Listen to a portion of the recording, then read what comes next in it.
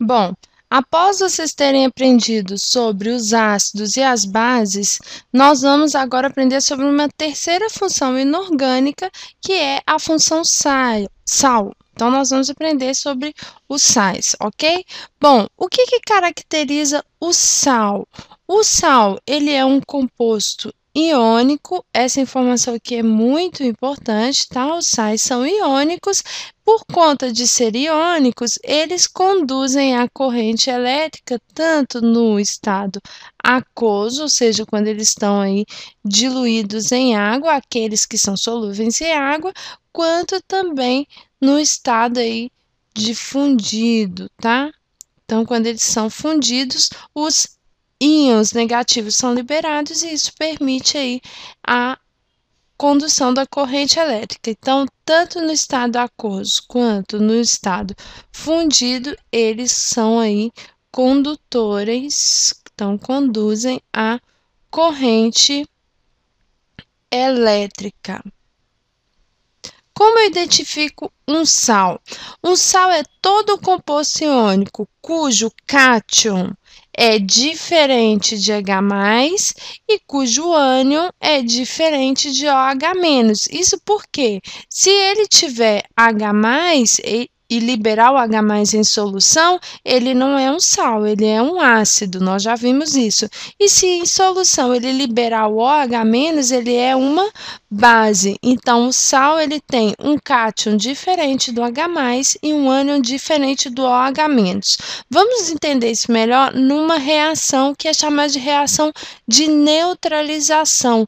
Os sais são formados aí a partir das reações de neutralização em que eu tenho um ácido reagindo com uma base. Então, toda vez que eu tenho uma reação de neutralização entre um ácido e uma base, eu vou formar uma molécula de sal e também uma molécula de água, ou seja, ácido mais base forma sal mais água, tá bom? E isso aqui vale para todas as reações entre ácidos e bases. Todas as reações de neutralização entre ácidos e bases geram um sal e uma água. Como que esse sal é formado? Eu fiz aqui colorido para vocês identificarem o caminho que os átomos tomam depois da reação química, tá bom? Então, eu tenho aqui a molécula de ácido, do ácido clorídrico, o HCl, o cátion H+ e o ânion Cl-, e uma reação com o hidróxido de sódio, com cátion Na+, e o ânion OH-. Depois da reação, olha aqui que interessante, o cátion da base e o ânion do ácido, eles se unem para formar o sal. Então, eu tenho aqui o cátion da base, que é o Na+, e o ânion do ácido, que é o Cl-, unindo-se aí para formar a molécula de sal.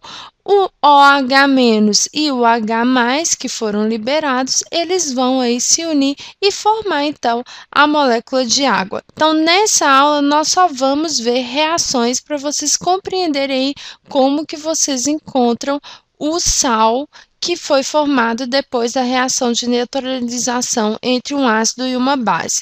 Então, eu tenho aqui, ó, nas reações de neutralização total, os sais que são formados são sempre sais neutros. Depois, nós vamos diferenciar aí esses sais dos sais ácidos e dos sais básicos. Então, nós já vimos aqui um primeiro exemplo, né, ali acima, a reação aí entre o ácido clorídrico e o hidróxido de sódio, um ácido e uma base, formando o cloreto de sódio, que é um sal neutro, e também a molécula de água.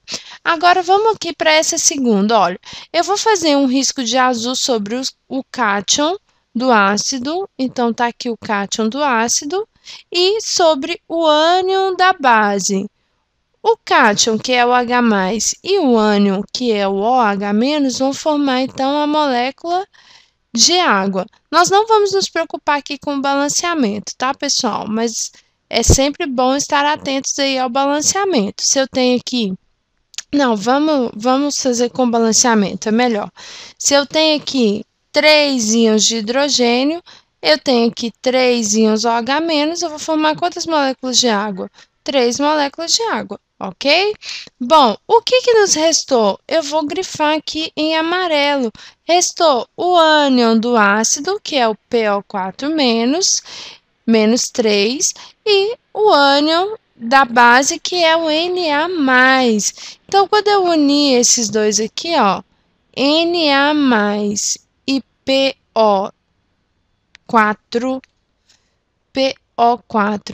3-, eu tenho os ânions, as espécies que vão formar o sal, correto?